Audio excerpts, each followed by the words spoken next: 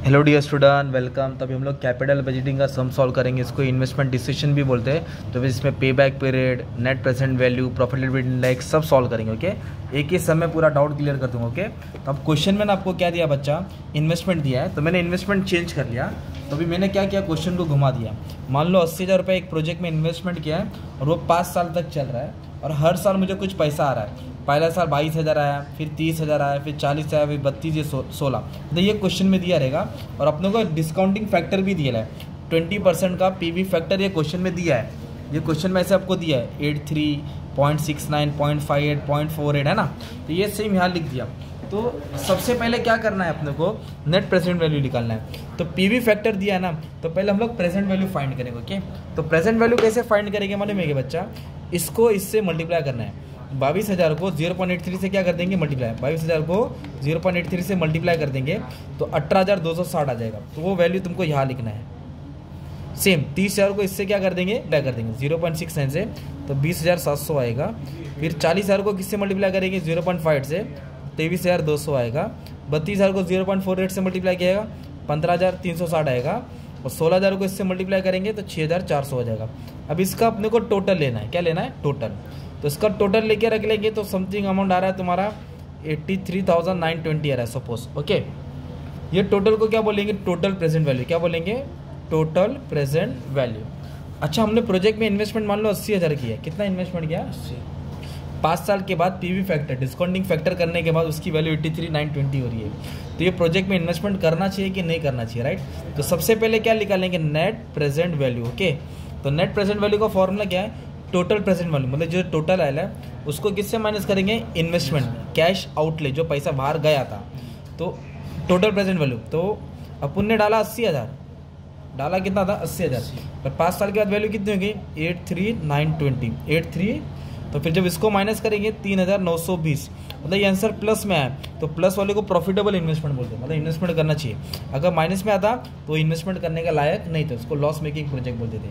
तो ये हो गया नेट प्रेजेंट वैल्यू। इससे प्रोजेक्ट पे वायबल मालूम पड़ता है कि इन्वेस्टमेंट करना चाहिए कि नहीं करना चाहिए। और एक मेथड है प्रॉफिटेबिलिटी इंडेक्स मेथड।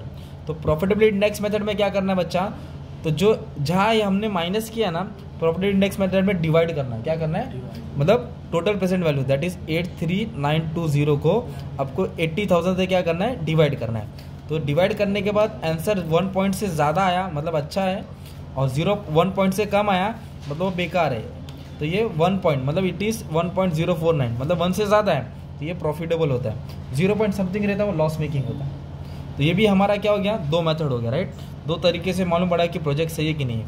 अभी और एक है, अपने को बोला है पे बैक पीरियड। क्या बोला है, पे बैक पीरियड। तो पे बैक पीरियड में क्या बोलते हैं, जो कैश इनफ्लो रहता है ना उसका आपको क्यूमुलेटिव निकालना पड़ता है, उसका टोटल निकालना पड़ता है। क्यूमुलेटिव मतलब तो टोटल जिगजैग करेंगे। तो पहले ये कितना, 22,000, इधर लिखेंगे 22, कितना लिखेंगे 22 में से ये 30 ऐड करेंगे तो 52 हो जाएगा।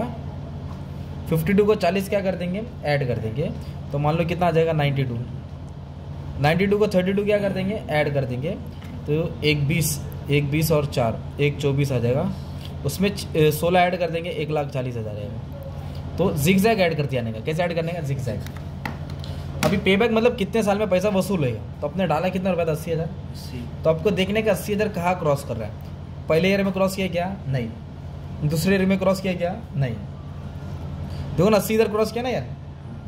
तो जो 80,000 इन्वेस्टमेंट है वही इन दोनों के बीच में, अपना जो 80,000 इन्वेस्टमेंट है सेकंड और थर्ड ईयर के बीच में। तो ऐसे लाइन मार देंगे, एक एरो ऊपर मारो और एक एरो किधर मारो, नीचे मारो। तो कैसे लिखना फॉर्मूला पे बैक पीरियड में, तो देखो ना इसको गिनो ना कितना साल हो गया, 1 साल 2 साल। तो इधर लिखेंगे 2 ईयर्स। क्या लिखेंगे, 2 ईयर्स। फिर क्या करेंगे, ऐसा लाइन मार देंगे। इन्वेस्टमेंट कितना किया था, 80,000। प्रोजेक्ट का इन्वेस्टमेंट 80,000 था, माइनस वाला ना। अभी दिख रहा है ये ऊपर वाला एरो, तो ये जो ऊपर वाला एरो है ना, मतलब ये वैल्यू और एक नीचे वाला एरो। तो ऊपर वाले वैल्यू ऊपर लिखने का, नीचे वाला नीचे लिखना, मतलब ये 52 ऊपर आएगा है ना।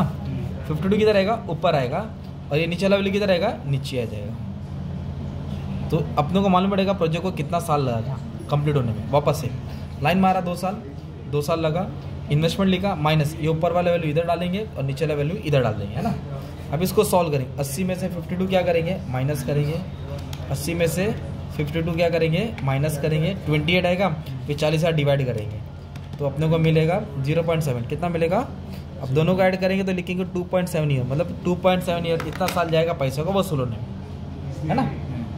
3 साल नहीं जाएगा, 2 साल कुछ महीना जाएगा। 2 साल। तो ये नहीं 7 महीना नहीं बोलेंगे, कुछ महीना बोलेंगे, क्योंकि साल 12 महीने रहते हैं, पॉइंट होता है ना ये पे बैक था। अभी और एक होता है आपका, होता है डिस्काउंटेड पे बैक। क्या बोलते हैं? डिस्काउंट। तो पे बैक बोला रहेगा ना, तो अपन को इसका टोटल निकालने का, किसका? कैश इनफ्लो का। और ये पूछा रहेगा ना डिस्काउंटेड, तो ये जिक्र है ना प्रेजेंट वैल्यू, इसका CF निकालेंगे 18,200, फिर इसको ये ऐड करके ये आएगा, इसको ऐड करके ये आएगा, इसको ऐड करके ये आएगा, फिर इसको ऐड करके, जैसे लॉजिक बोला था वैसे सॉल्व करो, ऐसे सॉल्व करो, है ना?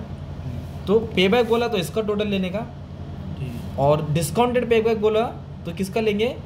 क्यूमुलेटिव इसका लेंगे। हाँ, और पे बैक बोला तो इसको सॉल्व करेंगे, और डिस्काउंटेड बोला तो इसको सॉल्व करेंगे, और दोनों का तरीका सेम रहेगा सॉल्व करने का। पर टोटल पहले इसका निकालो, क्योंकि पे बैक था, डिस्काउंटेड आएगा तो ये रहेगा, राइट? अभी कभी कभी सब ना 2 साल का आएगा, आपको कैसा आएगा? 2 साल का आएगा, 1 साल का आएगा, तो 2 अलग अलग तुमको बनाना पड़ेगा। अब जैसे कि देख रहे एक क्वेश्चन तो इधर है जो इजी समय वाला, 10 साल दिया है, तो तीनों निकाल लेगा, चलो निकाल जाए। अभी कभी कभी ऐसा समय आएगा, मशीन आएगा, मशीन भी आएगा ना, तो एक पेज पे मशीन ए को सॉल्व करो, एक पेज पे मशीन बी को सॉल्व करो। इस तरह तुमको कैसे भी 2 साल का या 2 मशीन का दिया रहेगा, ठीक है? Thank you.